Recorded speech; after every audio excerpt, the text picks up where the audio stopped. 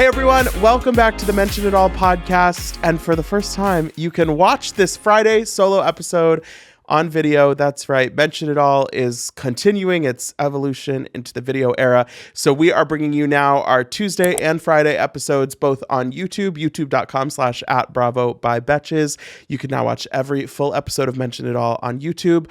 You can also watch the video on Spotify, or of course, we love our audio experience. So however you are listening or watching, welcome back to the Mention It All podcast. And I am so thrilled to be here.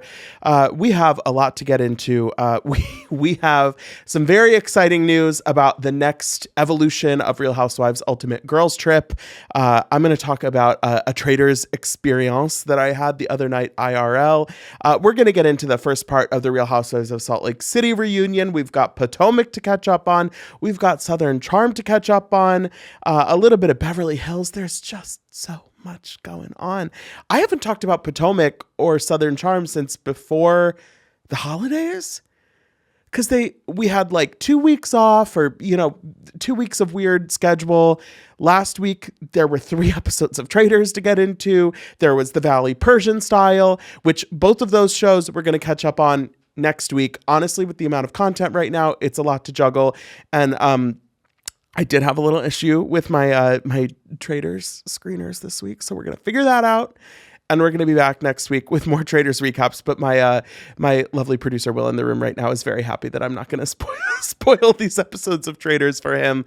But you can, steer clear of any spoilers this week. But I can't wait to watch, and we will catch up next week. If you are behind on our Mention It All output, we had a great interview with Mercedes MJ Javid earlier this week from, of course, Shahs of Sunset, and now the Valley Persian Style. Just like the warmest, best, most lovely energy. And I had such a great conversation with her. So I would definitely recommend checking that out, and also watching the Valley Persian Style if you haven't checked it out thus far. Even if you're not a Shahs fan, I think it's pretty good. And, there's never enough stuff to watch. That's a lie. There's too much stuff to watch. Earlier this week, I had a great time checking out the Traitors Experience, which is something they're doing in Brooklyn right now. It's in Williamsburg. They've done it in LA the last couple years. There's also like a live Traitors thing that you can do in London. I was looking this up. That one I think is like permanent. Like it seems like it's been there for a while. But they're doing it as like a pop-up in Brooklyn right now. But when I say pop-up, what comes to mind is like, oh, they've got like a cute little storefront with like, 3 racks and like a iPad plugged into the Square reader that's going to disappear in a week. This pop-up is like the coolest fucking thing I've ever seen, because it's at this venue called Wayland. And I was like, okay, well, what's this? Where are we going? And I look it up on Google Maps, and it's like this domed building that looks like a cathedral in like Budapest or something. And so I get there, I walk up, there's like Traitors in cloaks at the gate, with like green lights on the building. Of course it's dark, because right now it gets dark at like 4:30 p.m. We walk in, and right away I see one of the lovely publicists that I work with on lots of different Bravo stuff. And she's like, I got murdered last night. And I'm like, okay, we're here. We're in for a good time. But this Traitors Experience, what they do, I think it's sold out, which I really hate to tell you guys that it's sold out, because it's so fun. But you can buy tickets and go with your friends, and it's an hour-long thing. And I was like, okay, the Traitors, they're there in Scotland for like 2 weeks, doing missions every day, round table, banishment, turret, breakfast, lunch, dinner, going in the van back to the hotel, but pretending they're sleeping in the castle. How are they packing all of this into an hour? I was a little bit skeptical, because I'm like, I don't love taking things seriously. Like I have trouble sometimes with like experiences. I don't know. It's something I should work on. But no, we got to the Traitors Experience. You put on a name tag, because you have to know like who the people are that you're banishing or murdering or whatever. But they take us through. It was a group of like 10 or 12 people, and it was so legit. We had the most wonderful host cast member. I get a lot of Disney TikToks, like Disney adults, and like they're called cast members when they work at Disney World, like the employees, I guess. These were like full fully actors who were like leading us through this Traitors experience. We had a wonderful woman named Emily who was doing, I think, a lovely fake Scottish accent. If she's actually Scottish, I'm so sorry, Emily. She was in like a great like tartan purple sparkly outfit, very Alan Cumming core. And it was just like such a full experience where they were taking us through. They selected a traitor. We had our blindfolds on. We went into the breakfast room and there were little missions. There was like a logic puzzle where we had to figure out where all the contestants were supposed to be seated at breakfast. We went into like a maze that was constructed with like fog machines and more blindfolds. And then people got murdered. And then we went into a library and there was a game in there. And it ended in this giant, like I told you, it's a domed building. So we end in like the main rotunda. Is that the word? Like when you go to like the Capitol and it's like the rotunda. That's a fun word. I like the word rotunda. We were like under the dome and they have the giant round table set up there. And it's like the fucking round table with the little pieces of blackboard and the little chalk. And immediately I'm like, I can't wait to misspell someone's name. It was really fun. They did an excellent job of like condensing the different elements of Traitors into like a playable 1 hour experience. We ended up losing. I was a faithful through and through. I did get out one of the Traitors. It randomly ended up the two Traitors in our group were Danny and Evan, the boys from Page Six who do like Page Six Radio and virtual reality, who have both been on the show. They literally randomly selected both of them as the Traitors in our group. And so I personally selected Evan to get banished, and he was a traitor. So I felt really good about that. Like I got a traitor. And then we voted out this really sweet man, Jason, who ended up being a faithful, and I felt bad for him. And then Danny won. Danny was the other traitor. So I can't say that I won the Traitors experience, but I survived the Traitors experience, and for that I'm grateful. But it was so fun. If there's any way you can like secure a ticket to the Traitors experience, I think it's open for the next 2 weeks. I would recommend it, but I'm sure they'll do it again. Honestly, I was talking to one of my girlies here at Betches, and we were like, they should add this to the fucking Universal theme parks. Build the Traitors castle. Bring the castle to Orlando, Florida, and let the people play Traitors year round. I'll go to Disney World. I'll go to the Traitors experience live at Epic Universe. If anybody wants to send me, if anybody wants to flew me out to Orlando. No, it was a good time. But enough about me. Let's talk about who's joining the Real Housewives Ultimate Road Trip. It has been, it was announced at BravoCon that for the 20th anniversary of Real Housewives this year, they're bringing back Girls Trip in this new format where there are going to be a group of ladies. That's my favorite. I'm really into the phrase like the ladies right now. I think it's kind of Angel from Potomac's Impact, arguably her only impact thus far.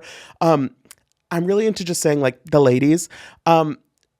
But they're going to be traveling around the country to all the different like housewives destinations and reminiscing and meeting up with friends and enemies and, you know, everything in between to celebrate 20 years of Housewives. And so when they announced this at BravoCon, it was like exciting, but also extremely vague, where it's like, okay, what is this show? Sorry, who's going to be there? You're going...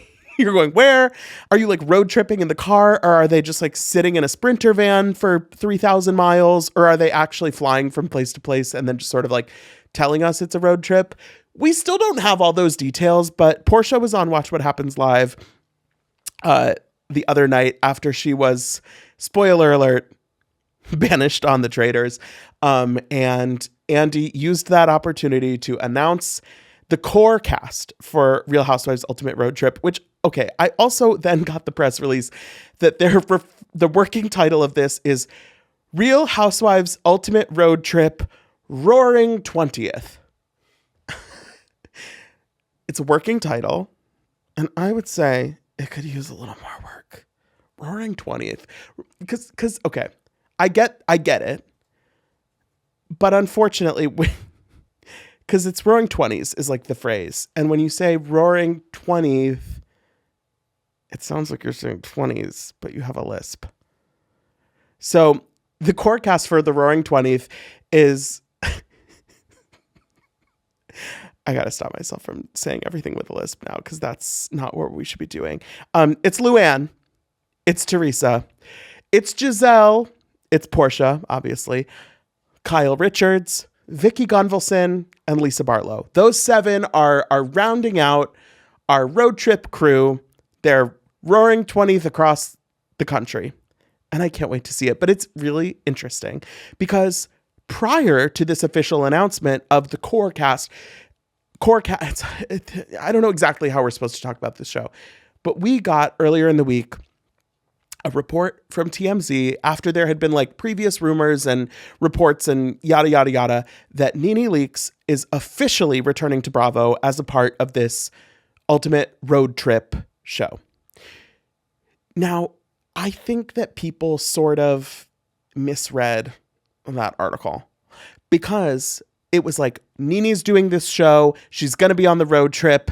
Hallelujah. Nene's back to Bravo. War is over. We can all rejoice. And then yesterday or Wednesday, Nene posted a video on Instagram, a reel. She collabed with Bravo where she was officially announcing she's returning to Bravo.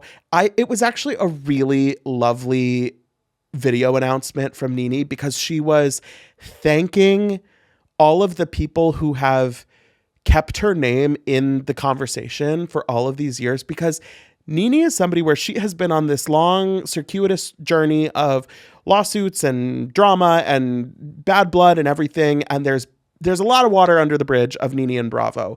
But the one thing that you could always say about Nene is that her legacy and her impact on the network, on Real Housewives, on reality TV, on culture broadly was never in doubt. And she thanked, Frances Berwick, who's, the head executive at Bravo. She thanked Andy.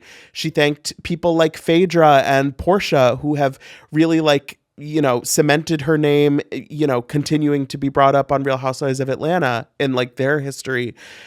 She thanked the fans, people, Truly Original, which is the production company behind Atlanta, Shed, which has done, New York, Salt Lake. I think they do Girls Trip. So they're probably who she's working with on this right now. But it was just really nice to hear this from Nene herself, how excited she is to come back, how much she has felt the love. But the thing is, she's not part of the main cast of this show. And I think the language that was used in that TMZ article was that she will be joining the show in Atlanta. And so I think what that probably means is because we're doing this road trip to all the different Housewives places, there will probably be an Atlanta episode and Nene will come hang out or, come do a little activity or whatever the show actually is going to be. Maybe they'll go to her house. Maybe they'll be at Old Lady Gang or, whatever. But she's not on the road trip as far as I can tell. And so people, I think, were confused when this core cast was announced and Nene wasn't there because it was wait, I thought she was on this show. But what they have actually said, what I think maybe Andy said this, or it was in some announcement somewhere, there are going to be 60 housewives appearing over the course of Real Housewives Ultimate Road Trip Roaring 20th. That's a lot of housewives. And I'm so curious to see how they will structure this, because for that many people to appear in a show where the other seasons of Girls Trip have been 7, 8 episodes, that's a lot of people to stuff into a small package. And so I hope that we get some really fun moments with individual people, but I also could see it being basically a Housewives reunion at each place where it's okay, we're bringing out 8 women from Atlanta and Nene's on the stage, but are we actually going to get a lot of content out of that? I don't know. I truly don't know. And interestingly too, in this core 7 women on the cast, all of the longer running franchises are represented except Miami. And that's it's surprising because Miami, obviously they were off of the network for several years, but they are one of the earliest started franchises, and they are, have been back now for 4 seasons and are a really have been successful and popular since they've been back. So I was kind of expecting to see like probably Alexia in this group. I'm surprised that there's no Miami representation. It's an interesting choice. I hope that they will still incorporate Miami into this show. It would seem like a weird choice not to. I am curious, though, whether we're going to see a Dallas incorporation, whether we're going to see any mention of DC, whether can they road trip to Dubai?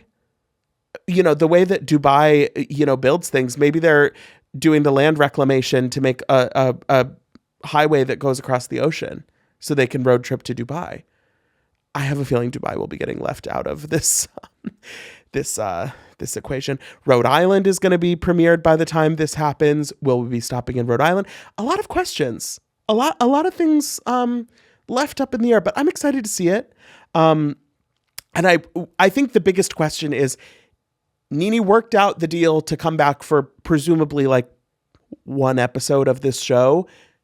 Is this the start of a new era for Nene and Bravo, or is this a one-off thing that we will be excited to see her on our screens for, 12 minutes doing her little interview, kikiing with Portia and the rest of the OGs? I mean, Portia's not an OG, no shade, but like the other women who are OGs, we'll see.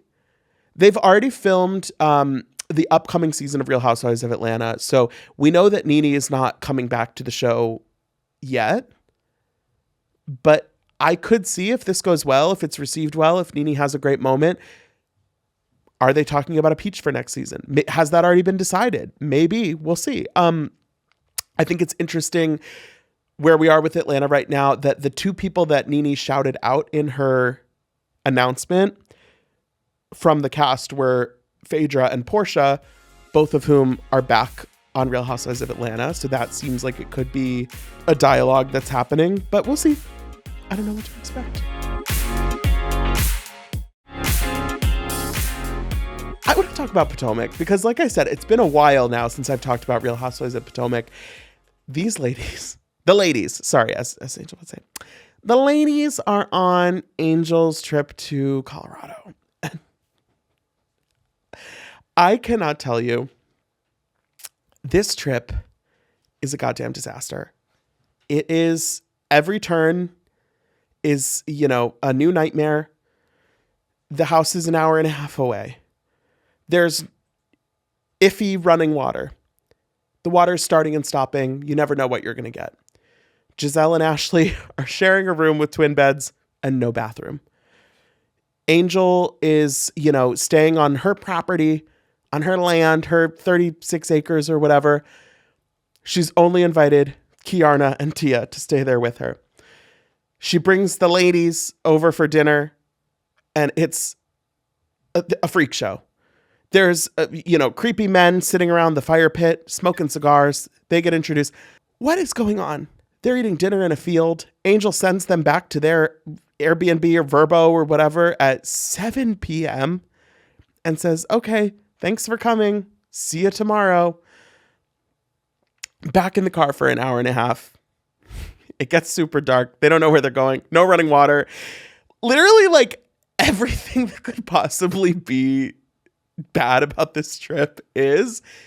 And I don't know the last time I've laughed this hard watching Housewives, because it's like the true comedy of errors where it's like all of this is happening and there's no running water. And Stacey's like, bitch, I want to brush my teeth. It was just like, there is something so wonderful about watching these women just be disappointed at every turn and scratching their heads and shaking their heads and just like baffled at the lack of care that Angel has put into this trip. And that is the thing that really is like crazy to me, is that Angel is acting like she has planned the Olympics for these women. She's acting like she took 7 years and spent $2 billion and built a new stadium from scratch and, dealt with global international relations, and, you know, 10,000 athletes came, and she executed a flawless 2.5 weeks of, you know, sports and peace and whatever else the Olympics entails, a bobsled. She's acting like she's fucking planning LA 2028. And I'm like, you couldn't even get a suitable Airbnb. And it's just like, because she's like, these ungrateful ladies, they don't know what it's like. Monique is jealous. Giselle is jealous. I am over here hanging out with my Wonderland clients who are smoking cigars, and we're eating dinner in the field, and they're jealous. It's like, baby girl, nobody's jealous. Nobody's projecting. Your energy is weird. And it even if I liked Angel, which, like, I don't dislike any. I mean, I dislike a lot of people. I don't like, even if I thought that Angel had like some strengths as a housewife, the way that she is interacting with these women is so bizarre, because she's not even really pretending to like them or want to be friends with them. Every single interaction seems so like begrudging and annoyed that she had, like, you're having a girls trip with your friends that you're hosting, quote unquote hosting, at your quote unquote at your home. Only Kiarna and Tia are being hosted at your home, but whatever. Like, this should be fun and exciting for you. And yes, like, logistics can be stressful, but it should be stressful because you want it to go well and because you want your friends and the ladies to have an amazing time. But Angel is acting like, well, no, she's not acting like. She clearly feels like the ladies being there and God forbid, needing water is like an inconvenience that ungrateful, greedy ass Giselle wants some water in a full-size bed. So I guess that bitch is going to have to find her own Airbnb. It's weird. It's weird. And it's like, even if she wasn't clicking for me, you would expect her to still be trying with the group. Kiarna is not really clicking for me, but she is like, feels like a part of this group in a way that Angel just can't pretend to be enjoying herself. And then that feeds into when at the dinner, the first dinner, they're like, oh, because we're all staying at this Airbnb together, our favorite part of the trip is like at night when we can all be like in our pajamas and hanging out and like having good times at the house and like enjoying our time with each other. And because we're not staying together, we're not going to have that on this trip, which I agree. That's one of my favorite parts of a housewives trip, is like the actual like bonding time and just like showing up at your house for dinner and then leaving the second you finish your dessert. Was there even dessert? I feel like there wasn't dessert. It was 7 p.m. It was still light outside. It's not the vibe. And so they're like, why don't tomorrow night you and Tia and Kiarna pack a little overnight bag and come to the Airbnb and we'll have like a girls' night and pajama party, and we can, you know, laugh and joke and have a good time, and you guys can sleep over at the house. Maybe you and Giselle can share the twin bed, or I think there's some bunk beds where Wendy is staying, or, you know, there's accommodations of some sort. And Tia and Kiarna are like, yeah, that sounds so fun. And Angel's like, well, let me go ask Bobby, because he's going to be watching the kids all day. And okay, sure. You know, Monique is like, that's just dad stuff. He'll be fine. And Angel puts the hand up. That's the whole thing. I don't think it's weird necessarily for Angel to be like, let me just run that past my husband. I'm not married. I don't have a husband. I don't have kids. I'm good. But like, sure. Yeah. Communicate with your partner. I think sounds healthy. But then I knew this was what would happen, because the second Angel goes up to Bobby after the ladies have left, she's like, oh, So they want me to go to the house tomorrow night and, we're going to do pajama party or whatever, but like, you're going to be with the kids all day. And then you'll have to do bedtime by yourself. I mean, that's a lot, right? And he's like, I mean, you can go. I don't care. You can go. She's like, but that's a lot, right? And he's like, well, if you don't want to go, then don't go. And she's like, thank you. I just like, you're giving us nothing. You're giving the ladies nothing. Like, I just, it's so and with Salt Lake too, we're dealing with this with Meredith Marks, where it's like, Meredith, I love you, but if you don't want to be here, then I free you. Fly, DJ, caviar, board game, Wonderland. Like, if you are hating every second of this, I release you. I don't know how that works with like a Bravo contract, but like, I personally am good with Angel bowing out if she so wishes. And she so wishes. So it's just weird because the next day they're like going on a plane to Aspen. It seems like it's going to be fun, but it's just like miserable at every fucking step. And it's not fun. It's like funny, a lot of the stuff that's happening on this trip, but like, it's not fun to be miserable all the time. I only like to be miserable some of the time. And I think that's healthy. But Potomac, I have a lot of thoughts. I'm enjoying myself. I actually think this season of Potomac, I think, is like sneakily quite good. And I have enjoyed it. Enjoyed the week-to-week experience of watching it in a way that I don't think I had for a couple seasons. And I would say that compared to a show like Checks Notes Beverly Hills, I'm not like super enjoying the week-to-week experience of watching Beverly Hills. I think that there are some interesting things happening. Like I said last week, I think it's interesting to sort of monitor the dynamic between Sutton and Jennifer Tilly, which is, shifting under our feet, because this week Amanda has received some news. She's like, hey, did Sutton have an assistant named like, I don't know, like Avery or Ari, or maybe it's like Avi? Avi! Thank you. Amanda like casually bringing this up to Kyle in Sedona, the least casually anyone has ever brought anything up to Kyle in Sedona. It's like, babe, you knew from day one that you were going to bring up this information. Don't act like you didn't. And like, look, would I like to know exactly what went down with Sutton and Avi? Yeah. But do I believe whatever's going to come out of Amanda Francis's mouth? No, because she's going to tell me that all I had to do was manifest and I would have $10 million. But also first I need to pay her $50,000 so she can teach me how to manifest. And then she'll also teach me how to teach other people to manifest. But that's another $10,000. So no, like I don't really want the information from Amanda. I want get Avi in the confessional chair. Where's Avi? But clearly Sutton is like very annoyed by Amanda bringing this up. And, of course, Amanda, as all housewives do, puts it under the guise of like, well, I heard about this and I just thought as your friend that I should let you know that like, just to like protect you because somebody's out here saying stuff, but also like, what happened?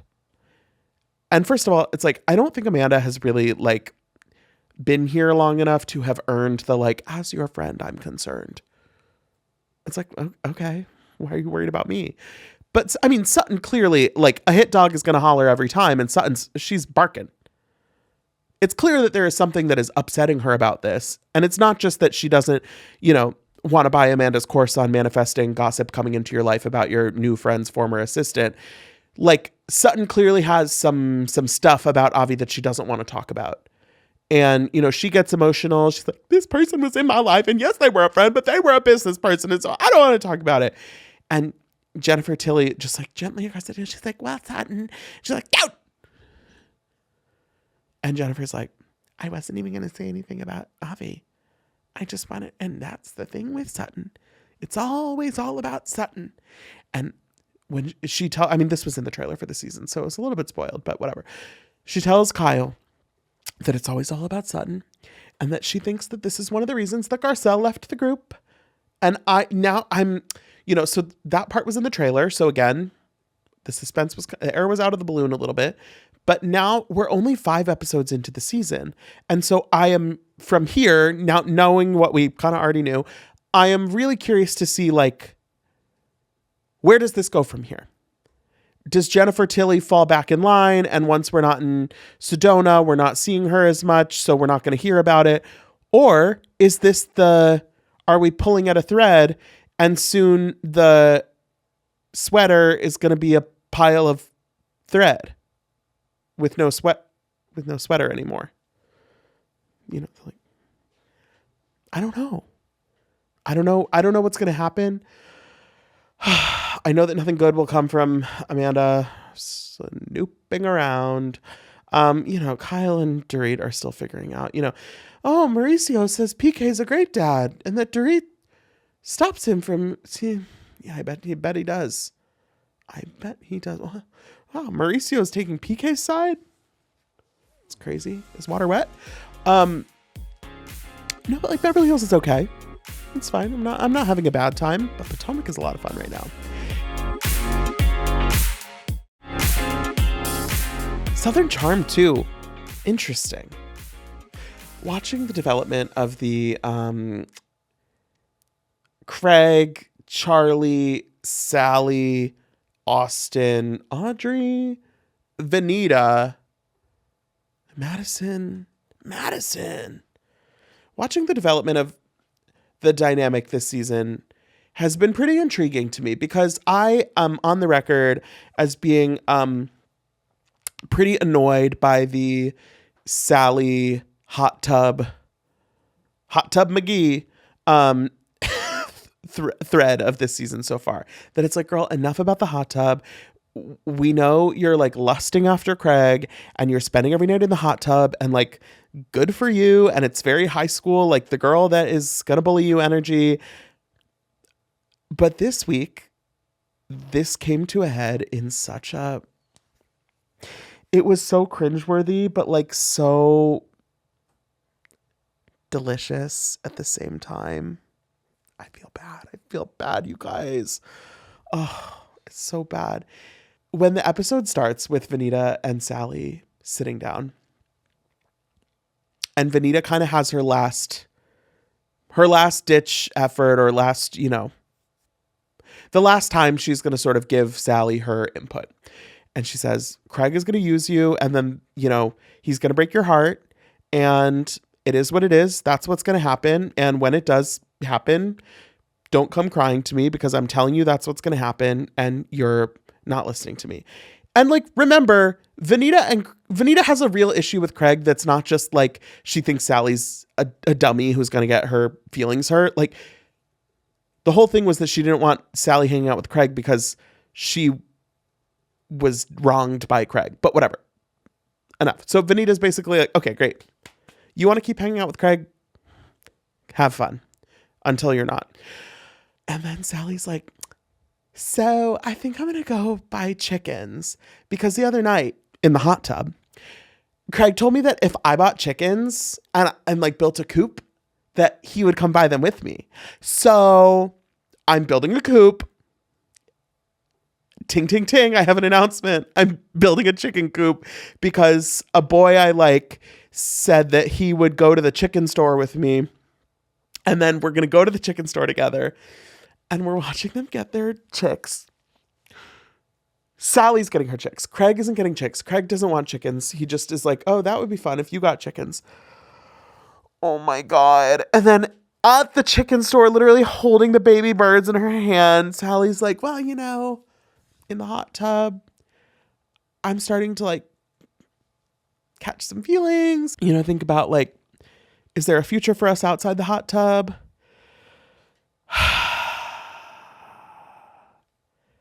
And Craig is like, I just don't see it that way. He says, we're just friends. Oh my God. Who could have seen this coming? Who? Maybe Venita. Maybe anyone with eyes. Maybe anyone who's ever watched this show before. Just like, girl, you did it to yourself. And look, I have had my feelings hurt by a man before. I have been friend zoned. I have, it happens to the best of us. But sometimes, what's that quote? When someone shows you who they are, tells you who they are, shows you who they are, believe them. That's a word. Sally's like, well, I just feel like, why are we hanging out in the hot tub till 4 a.m.? Then he's like, I don't really like a hot tub. Also, it's Craig's house. Sally's the one who's like showing up at Craig's house with a swimsuit and a towel. He's not going to be like, no, sorry, no hot tub tonight. He's like, yeah, whatever, get in. Maybe I'll come out. We'll have a couple beers. She's like, I have the code to his house. Okay. You know who has a key to my apartment? My super. I don't think that he's like going to come over and get in the hot tub. I don't have a hot tub. It's just like, oh my God, it's so rough. And then it gets worse because Madison is having the girlies over for a little pajama pizza party at her brand new house on Daniel Island, which is the prettiest house y'all have ever seen. And there's no furniture yet because she moved in like 10 days ago and the couch isn't going to be there for another 10 weeks. But the ladies, the girlies are all going over to her house. It's cute, whatever. There's like she has like red lights on. It's a lot. But Charley's there and she's got a piece of news that she's sitting on that she hasn't shared yet, that she and Craig are going on a date soon to the oyster farm. Cause he's like, yeah, like I ran out of an oyster farm if you want to go. And she's like, yeah, here we go. But she's not told Sally that, even though she and Sally are allegedly besties. And they spend a lot of time in the hot tub together with Craig. And Charley had previously told Sally that she would respect her, mind her business or whatever. And then the boys come over. The boys have been out.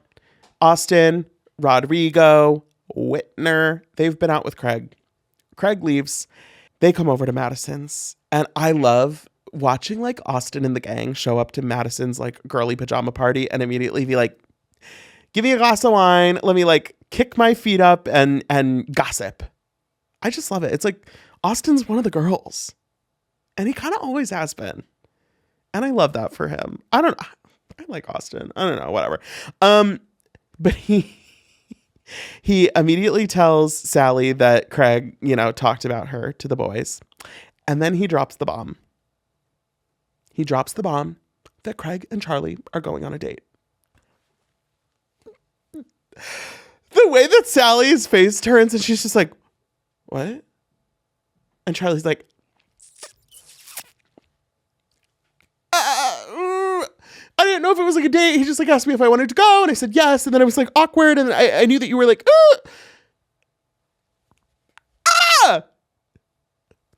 it's so uncomfortable. We're sitting there in our pajamas with our wine. And I'm like, at least she doesn't have a couch yet. So you can't like spill the wine on the couch because that would be bad. And the way that Sally reacts to this is like textbook. Just like she goes, I just feel like he's manipulating us both, but it's going to take her longer to realize it. So, when she does realize it, then her feelings will be hurt. And it's like, babe, we just did this with you.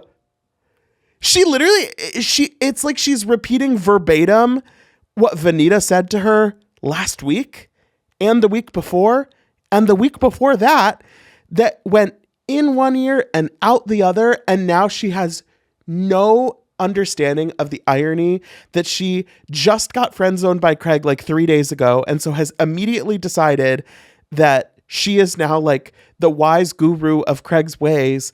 And she's telling Charley how she's going to get her feelings hurt.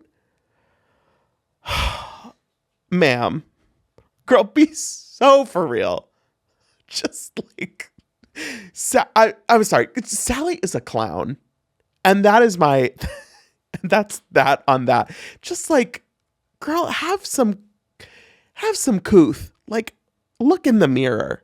I don't know. I don't know if this season of Southern Charm is like hitting 100%, but clearly I have some material to work with. And I think the fact that I haven't spoken about it on mic in a month is probably heating me up a little bit more. But, oh my God, these people. These people, Salt Lake City, the first part of the reunion, I don't think we need to spend a lot of time talking about it. It's tough with 3-part reunions because I feel like there's by default always going to be at least one part that feels kind of fillery.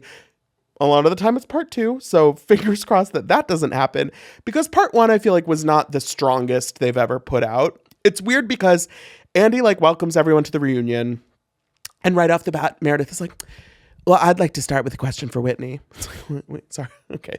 Witness for the prosecution. You may take the stand. And she's bringing up some story about how Whitney was super drunk at BravoCon, and she was saying to her, asking if they can get along off camera and just have their issues be on the show. And Meredith, clearly Whitney was sloshed at BravoCon. This is not up for debate. I mean, did you watch the holiday special? She didn't know where her seat was. She was being guided across the stage. Not cute, I would say. It was sort of shepish behavior in terms of drunkenness at BravoCon. But this concept that Meredith is right off the bat accusing Whitney of essentially wanting to have things one way on camera and one way off. I feel like Meredith is trying to get out in front of what she knows is going to be a very rough reunion for her, because she's taking this alleged Whitney conversation as an opportunity to be like, I have no interest and no ability to be one person in one way and another person in one way. So I can only be who I am. And if you all don't love who I am, then what am I doing here? And right away, it's kind of what am I doing here? Option A. Why am I here? And so, we sort of put Meredith's whole thing to the side. But it's a very strange energy to start the reunion. And you could tell Andy's a little bit okay. So I had note cards if we want to do that. And then we sort of segue into, there's immediately a whole thing between Heather and Lisa of Heather's accused of tag teaming and getting people on her side. And then Heather's well, don't you do the same thing with Meredith? She's no, that's called a friend. Okay, noted. But then we do a whole reminiscing about the journey of the show. And isn't it crazy that it's been 6 seasons? And let's watch a montage of some of your best moments. And how did this show change your life, ladies? And oh, isn't it crazy? It's been 100 episodes. Let's do 1,000 more. I'm are we done? What? Why are we going down memory lane? We've got shit to talk about. And then I realized they did the whole reminiscing montage. I'm so thankful for the show.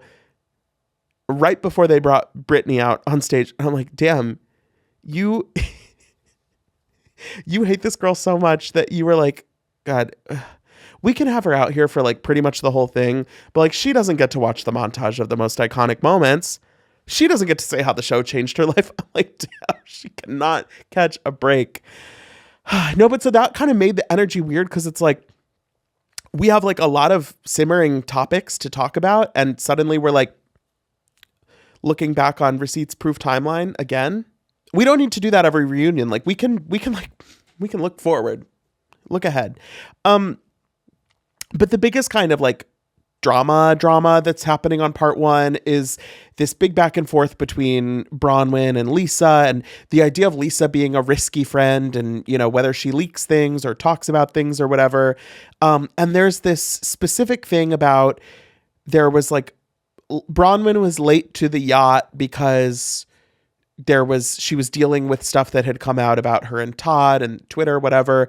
And it leaked or was told to a media outlet that was the reason Bronwyn was late. And Bronwyn was well, it has to be someone on the ship. And I really think it's Lisa. And then that's kind of I don't care about who's late to the yacht, whatever. But the funniest thing that we get into is this big conversation about Lisa's business and what she does to make money. And you always know, look at Miss Amanda Francis over here yapping about her website being done or whatever to show everyone how she's got it like that. And Lisa is kind of getting the Jen Shah Wizard of Oz business edit, where she's like, no, experiential. I do experiential. I created a company with the Bella twins and we had an amazing exit. Oh, Heather, you don't know how I make money. You came to an event with Daniel Radcliffe and you don't know what the fuck I do. What? Fuck you. My business is so experiential. And I gotta say, we did that whole thing. I don't feel like I know more about what Lisa does. Like, I don't think her businesses are fake. Like, I don't have a dog in this fight. I still have not seen Vita Tequila on the shelf of a store, IRL. But like, I don't know. If she's got it like that, she has a horse. It's nothing grand, but she's thinking about buying a second one. I just am like, Lisa, calm down. Shh. It's going to be okay. Just tell us quietly what you do for money. Just let us know in dulcet tones, like how she would sing. But then we end on a cliffhanger, of course, because Angie pulls out a scroll and says that somebody was trolling her and that she found out that the person trolling her had the same phone number as Lisa. And I'm kind of like, wait, had the same so it just was Lisa? Or like, if you have the same phone numbers, it just like is the same. Or was it an Instagram account? I don't know. I guess more to come. To be continued. Interesting. I don't know. Part one. It's part one. We'll see. We'll see how we're doing a week from now. But that's all for today. Thank you everyone for watching, listening, rating, reviewing, laughing, living, loving. I had a great time and I hope you did too. Everybody have a nice holiday weekend. We'll be back with another episode on Tuesday that you can subscribe to our YouTube, youtube.com/@Bravo by Betches. You can watch on Spotify. We love the comments on Spotify. But yeah, that's it for this week. And until next time, be cool. Don't be all like uncool.